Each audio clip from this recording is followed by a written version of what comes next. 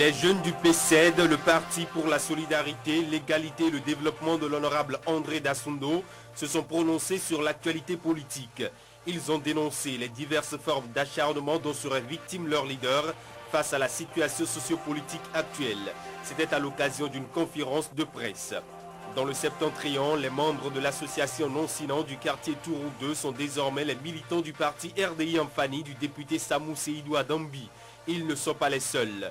Les 30 conseillers locaux démissionnaires des FCBE et du parti Durbarka ont également rejoint le RDI Amfani. Ils ont annoncé leur adhésion à cette formation politique par le biais d'une conférence de presse. La phase d'enregistrement des données biométriques est désormais opérationnelle dans les départements de l'Atlantique et du littoral. C'est la commune de Toribocito qui a abrité la cérémonie de lancement de l'opération le 16 octobre dernier. Cette étape marque la fin de l'enregistrement dans le Mébé Plateau.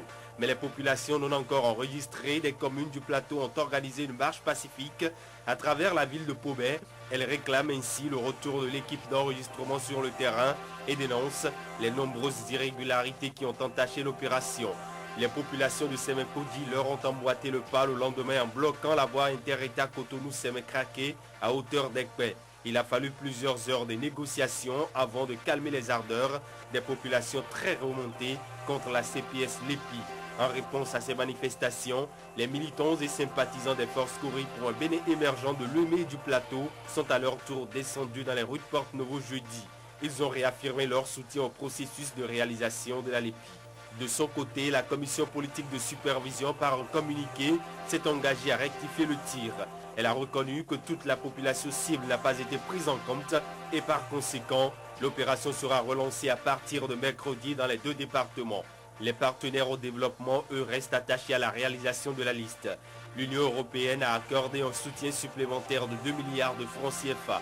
Objectif, aider la CPS Lépi et la Mirena dans les activités d'enregistrement des données biométriques. La Fédération des mouvements et associations des jeunes de l'Union fait la nation a effectué une sortie médiatique en cours de semaine. Ils ont dénoncé une fois encore l'allure donnée à la réalisation de la Lépi. Pour l'Union fait la nation, le processus actuellement en cours ne garantit aucune fiabilité et doit être abandonné. Né au lendemain de l'interdiction de la dernière marche des syndicalistes, le Front pour la défense de la démocratie a effectué vendredi sa première sortie médiatique. Un géant meeting qui a réuni au Palais des Congrès de Cotonou plusieurs ténors de la classe politique. Les organisateurs sont essentiellement revenus sur la question des libertés.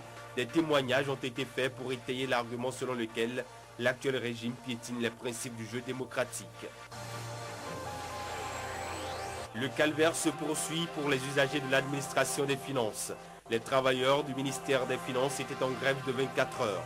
À travers ce mouvement qui sera reconduit dès demain mardi pour 72 heures, les membres de la FECINTRA Finance exigent que la lumière soit faite sur la disparition de leur collègue Pierre Urbain Tanivon.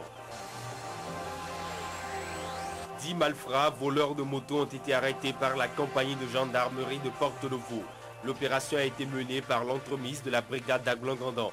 Des motos ont été également récupérées par les forces de l'ordre. Découverte macabre au quartier Kadiaou mercredi après-midi.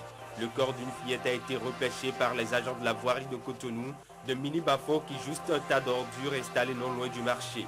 Selon les témoins, la victime serait âgée de 12 ans et aurait subi une agression sexuelle de la part du gardien de l'école privée qu'elle fréquente. Le lendemain, dans un autre quartier, plus précisément à Dondi, c'est le corps inerte d'un autre homme qui a été retrouvé soigneusement ligoté. Le premier amphithéâtre du centre universitaire d'Abomey sera bientôt construit. Le domaine pour la construction du bâtiment a été remis à l'entrepreneur par les autorités du ministère de l'Enseignement supérieur et de la Recherche scientifique et celle d'Abomey. Les travaux vont coûter 43 millions, entièrement financés par le budget national. Le comité de défense des intérêts des clients de ICC Service est sorti de son mutisme. À l'occasion d'une séance d'explication organisée jeudi, le comité regroupant 22 victimes exige le remboursement sans délai des fonds spoliés. Les membres ont évalué leur épargne à plus de 3 milliards 400 millions de francs CFA. Une délégation de l'Union économique et monétaire ouest-africaine UEMOA a entrepris depuis lundi avec les professionnels des médias une tournée à l'intérieur du Bénin. Cette tournée vise à informer les journalistes sur le mode de fonctionnement des 300 forages réalisés par l'UEMOA au Bénin. Le Bénin abrite du 16 au 20 novembre prochain un symposium international sur l'indépendance des pays africains.